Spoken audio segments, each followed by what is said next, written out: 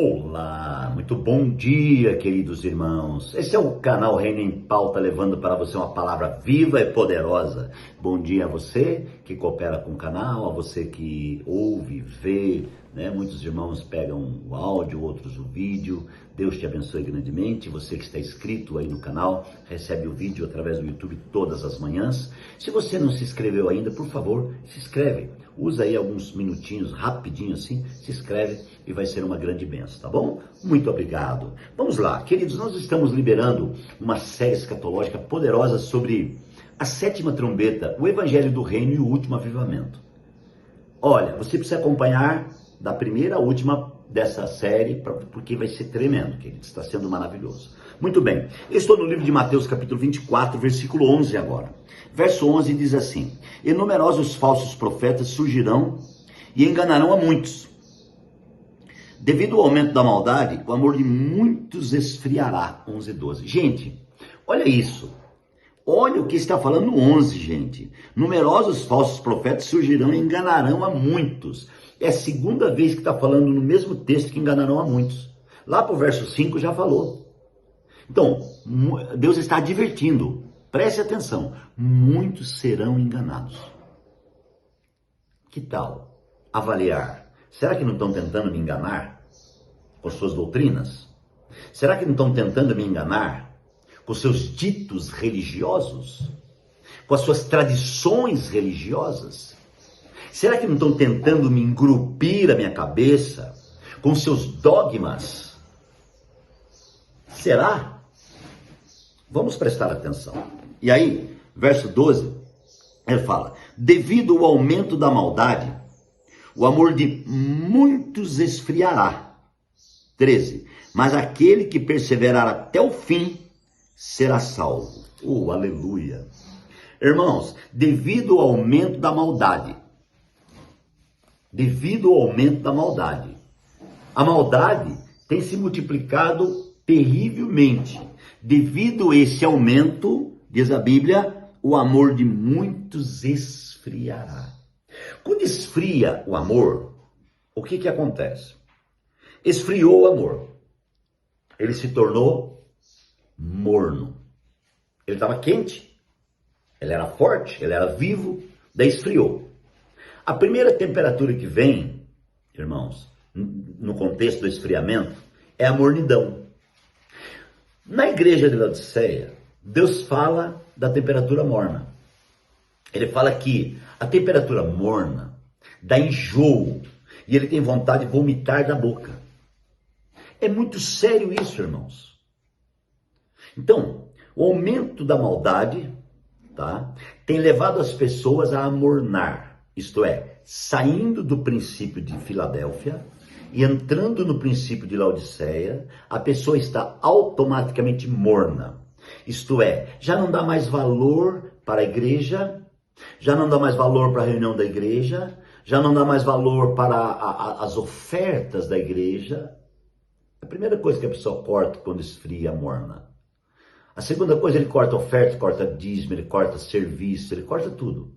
Ele agora virou um espectador. Ele só vai, senta no culto e fica reparando todo mundo. Repara o pregador, repara o louvor, repara não sei o quê, repara não sei o quê. Na hora da oferta, ele nem vai à frente. Ou se vai, para não ficar feio, leva o envelope vazio e põe lá dentro do gasofilaço. Olha que triste, né? Infelizmente, esse tempo é um tempo de Laodiceia, né? E diz então que o amor de muitos esfriaria. E o duro que essa temperatura morna, ela é uma temperatura própria, irmãos, para a produção de bactérias. Então, as bactérias espirituais têm se multiplicado. E o pior é que se uma pessoa morna e ele encosta em outra pessoa, ele vai mornar aquela pessoa também. Percebe? No serviço do reino, às vezes o irmão amornou. E aí ele vê o irmão trabalhando, ali servindo, fiel, ofertando, dizimando, ajudando, alegre, né? E ela aproxima daquele irmão e começa, não vale a pena. Gente, é 2, 3 visitas, aquele outro irmão já morna também. É uma praga. essa tal de produção de bactéria. Essa coisa passa. É como vírus, é como coronavírus. Passa, senhor. Então, o que nós temos que fazer? Nós temos que mergulhar na palavra. Nós temos que mergulhar no Espírito, na revelação de Deus, para poder entender e compreender as sagradas letras e viver a realidade da vida de Deus nessa terra, irmãos. Fazendo isso, nós seremos vencedores. Fazemos parte das 5 virgens prudentes. Agora, com Laodiceia em constituição, vai ser virgem prudente. Aí vai lá para o segundo estágio, vai lá tentar ser vencedor tardio.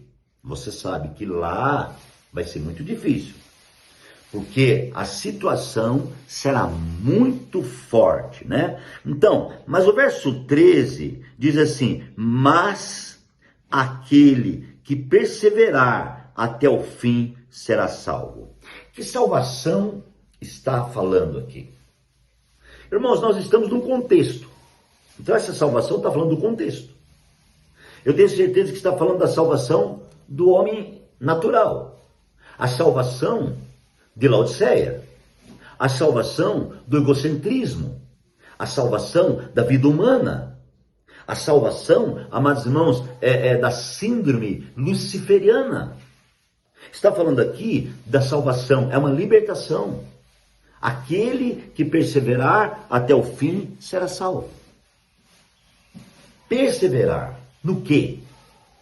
Perseverar na visão, perseverar no plano, perseverar na lealdade, na fidelidade, na comunidade, perseverar na palavra, na sã doutrina, na revelação da palavra, perseverar em Cristo, com a vida inclusiva de Cristo, vivendo essa realidade.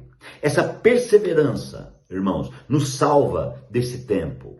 Essa perseverança nos livra desse tempo, entendeu? Deus fecha essa primeira parte com o versículo 14, que eu vou fechar essa primeira parte, tá? Do capítulo 24 de Mateus, que também se divide em 2 ou 3 partes. A primeira parte, irmãos, então fecha com esse versículo que diz assim: mas aquele que perseverar até o fim será salvo. Ato contínuo. É importante observar isso. Ato contínuo. Vem o verso 14. E este evangelho do reino será pregado em todo o mundo como testemunho a todas as nações, então virá o fim. Vamos entender o texto e o contexto? Mas aquele que perseverar até o fim será salvo. Irmãos, segue. Põe aqui um versículo, mas segue. E, vírgula, e este evangelho do reino. Então o evangelho do reino é uma ferramenta do avivamento. Vocês conseguem entender isso? O evangelho do reino é a ferramenta do avivamento. Se você entender a pregação do evangelho do reino, você está com a ferramenta na mão. E o Senhor está levantando homens e mulheres através dessa ferramenta. Então a pregação do evangelho do reino é a ferramenta do avivamento. Você entende assim ou não? Eu entendo assim. Porque a partir do momento que o evangelho do reino entrou em você, se tornou, constituiu você, você agora está cheio de sal e cheio de luz. E cheio de sal, você vai provocar sede nas pessoas. Cheio de luz, você vai clarear os teus pés e os pés dos outros que estão com você. Você consegue entender essa visão? Gente, isso é maravilhoso. E quando esse evangelho do reino for pregado, então, como testemunho, não é testemunha, testemunho. O que é testemunho? É a vida inclusiva de Cristo. É Cristo em nós, Cristo em você, Cristo governando você, Cristo ministrando você, Cristo liberando sobre você a sua vida. Então esse é o testemunho. O evangelho do reino tem um testemunho. O testemunho é o Cristo todo inclusivo. O testemunho é a vida de Deus em você. O testemunho é a visão de Deus em você. O testemunho é a palavra revelada por Deus, de Deus em você. O testemunho é Cristo governando sua vida. Esse evangelho do reino será pregado em todo o mundo como testemunho e todas as nações, e a todas as nações. Este é o propósito do canal Reino em Pauta. Hoje temos tecnologia, então me ajude.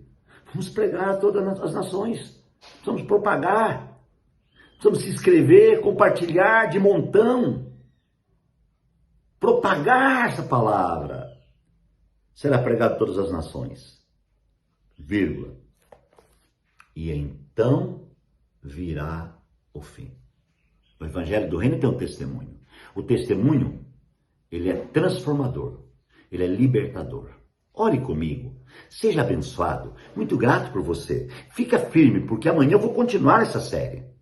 Essa série vai durar bastante, uma série poderosa. Vou concluir o capítulo 24 de Mateus. Abra o seu coração. Pai, nós te agradecemos por esse dia, por esse momento. Pedimos a bênção do Senhor. Fica com os teus filhos e opera abundantemente, Deus, sobre a vida de cada um. Nós oramos e te agradecemos em nome de Jesus. Um beijo, um abraço e até amanhã.